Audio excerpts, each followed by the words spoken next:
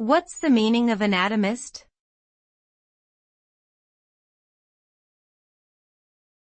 Anatomist.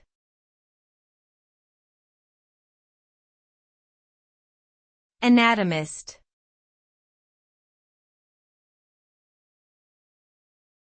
Anatomist.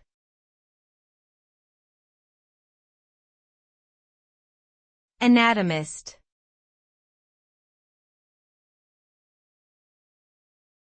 Anatomist.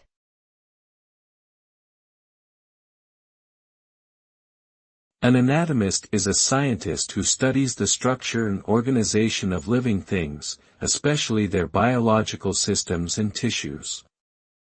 This can include examining things like muscles, bones, and organs, as well as the relationships between them.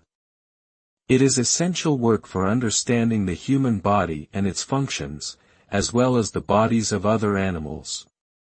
As a profession, anatomists can work in research, education, and healthcare. Their work can help us better understand the mechanisms behind diseases and develop treatments for them.